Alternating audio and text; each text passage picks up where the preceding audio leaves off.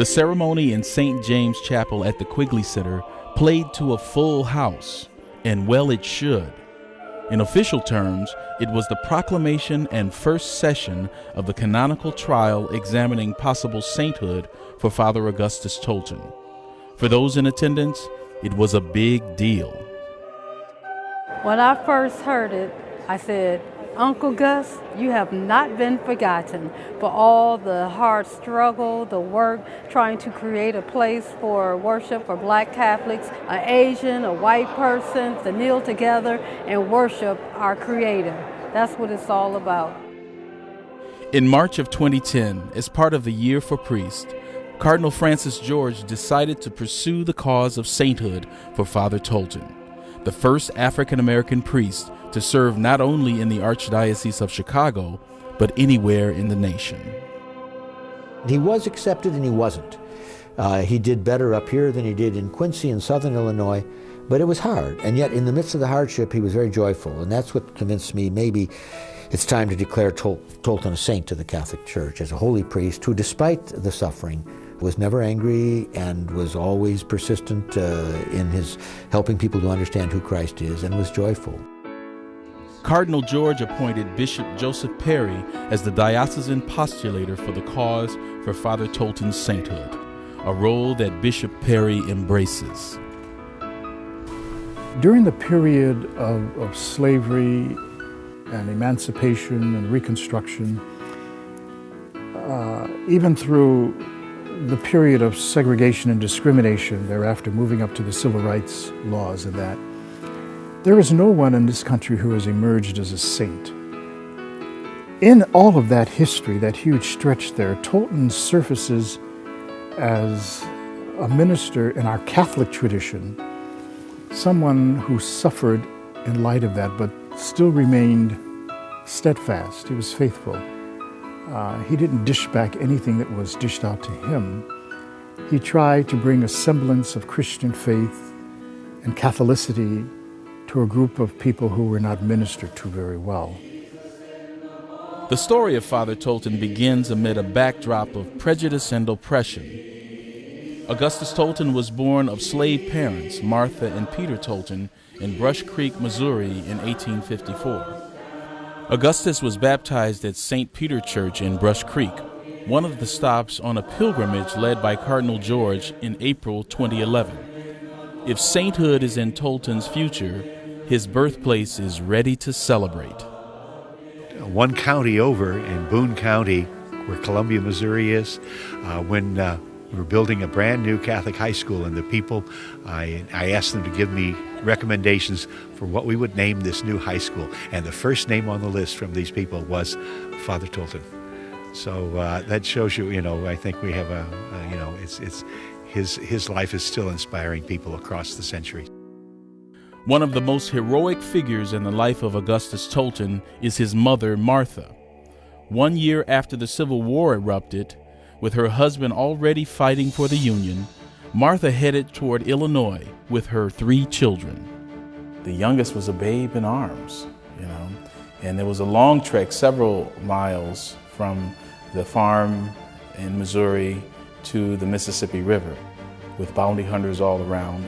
But nonetheless, they got into a boat that wasn't very seaworthy, 1 oar, babe in arms, and 2 kids, and she heroically crossed the Mississippi River. Martha and her children settled in Quincy, Illinois, another of the stops on the recent pilgrimage.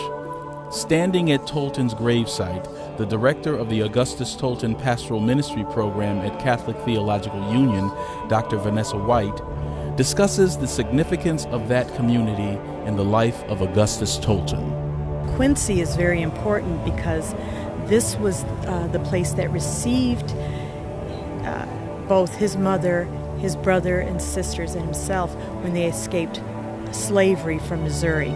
They crossed the Mississippi and arrived in Quincy. Quincy was one of the stops on the Underground Railroad. And here in Quincy, he grew, was educated, attended Quincy College, and then where he received his call to continue his studies for the priesthood. Here he was, someone born a slave, then liberated at the time of the Civil War with his mother, moved to southern Illinois, and the Franciscan order helped him to go to Rome and go through the Urbanianum seminary there. He went there with the idea that just as he wasn't acceptable as a seminarian in our country, he wouldn't be acceptable as a priest. And so he was going to go to Africa as a missionary, and it was the Roman authorities who said, look, you come from a so-called enlightened country, let them find out what an African-American priest will be. You go home. As a priest in Quincy, he was known to be very pastoral. He was known to preach about hope. He preached about forgiveness. He preached about the church being open to all. One of the things that is surprising is that at this time, most churches, Catholic churches, were segregated. And so he, in fact, had a church where black and white both worshiped together. As a matter of fact, Father Tolton preached so well that some white priests were upset that he was stealing their parishioners. Then, in 1889, Archbishop Patrick Feehan invited Father Tolton to come to Chicago to minister to the city's growing black population. He worked tirelessly for the community. We know that he was very passionate. The emerging community was in the basement of St. Mary's Catholic Church, and it was the St. Augustine Society. And when he came to Chicago, the hope was that they would build a church, and they built St. Monica's. He was only in Chicago for a short time, and in fact, at the age of 43, when he was returning from a priestly retreat, he got off the train, and it was one of the hottest days of the year, and he collapsed from heat stroke. He was sent to Mercy Hospital, where he later died. And in his death, Father Augustus Tolton leaves behind a legacy of serving his brothers and sisters despite hardships, a legacy of good overcoming evil in the name of Christ Jesus, a legacy of a son of slaves who may one day be Chicago's gift to Catholicism worldwide. Saint Augustus Tolton. As far as the African American community is concerned, he's one of us.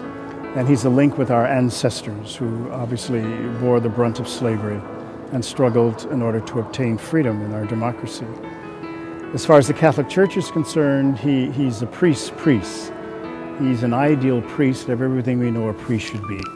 He leaves behind a precious legacy of memory and inspiration for priests and people at large.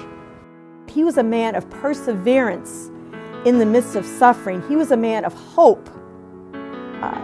During the time when there was hopelessness, he was also a man who was a reconciling figure, bringing peoples of different cultures together.